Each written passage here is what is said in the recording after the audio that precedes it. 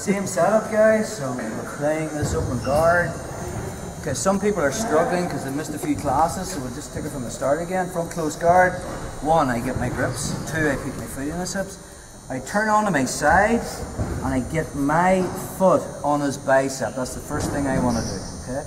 Secondly, then I bring my shin inside his arm on the side that I've got the collar grip.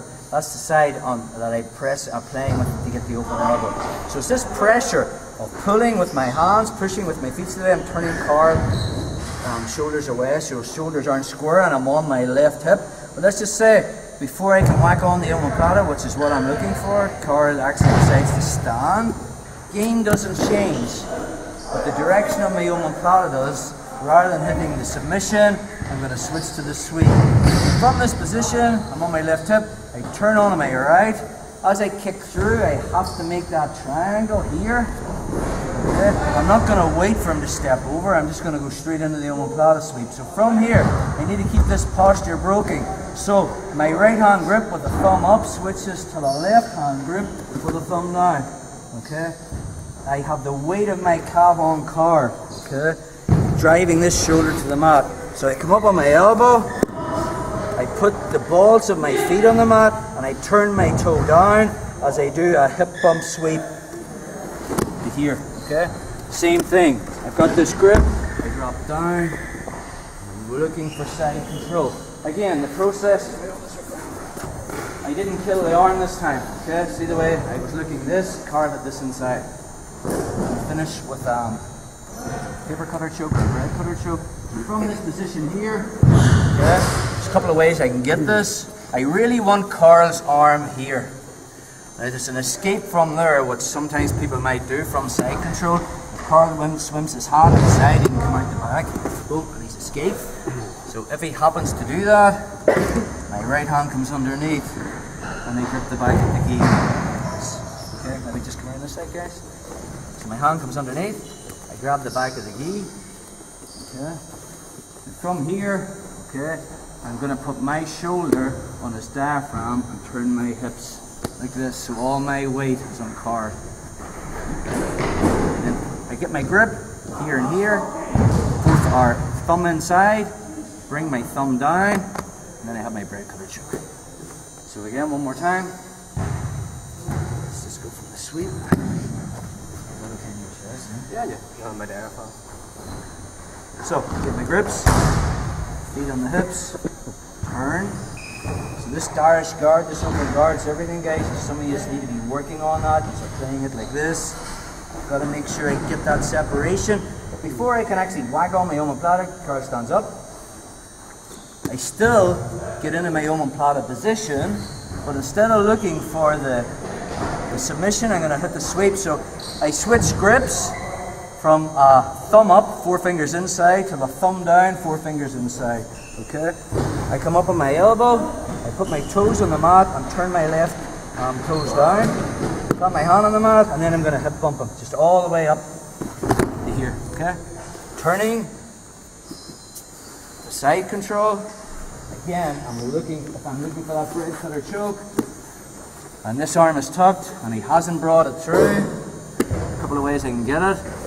Elbow comes to the far side, I walk to north-south, I get his arm this way, okay? Then I get my grip, okay? I come underneath, so I have my grip here, and then I walk back, okay, to north-south. So instead of staying perpendicular, where I'm chest to chest, okay, what I want is put my shoulder on this diaphragm here, and then I just turn my hips. This puts all my weight into this diaphragm. It's not very comfortable. Okay, remember we used that analogy of I want to be comfortable when I'm doing jiu-jitsu, I want him to be uncomfortable.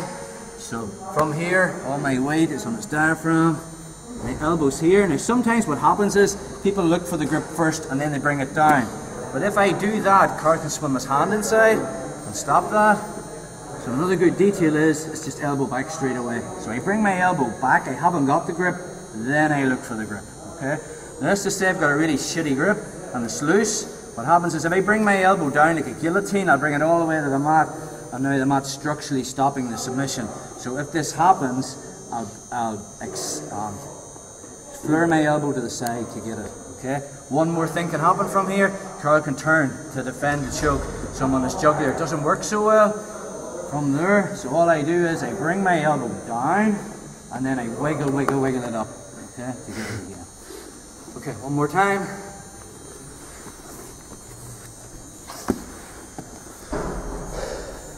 So, get my grips. He stands up. I whack on the omoplata. I switch the grip to a thumb down, 4 fingers inside. On my elbow, toes on the mat, turning these toes down. I come up on my hand and then I hip bump. I cup my hips into the back of Carl's armpit to take him all the way over. Okay? Turning to face him. In the process, I wanted to make sure I kill this arm, but let's just say I didn't. Okay? Elbow comes across. Another way of getting that arm to this position is I can turn my hips and kill it. So look, I just turn onto my left side and use my hip to kill it this way. So I have it tucked in, and then I come back and I have this grip again. Okay, so there's where I want it there.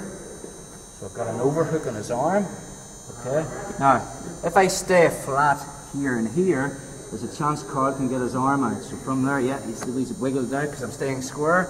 So not only do I make it difficult for him to breathe, but when I turn my hips, take your arm out now, it's not happening. And then I get my grip, elbow back first, then here, dropping it down, and then I can flare it like this. Or if he turns his head, I just drop it in and wiggle, and then I'm putting my weight on it. Okay, so that's your sweep, guys. We try the choke.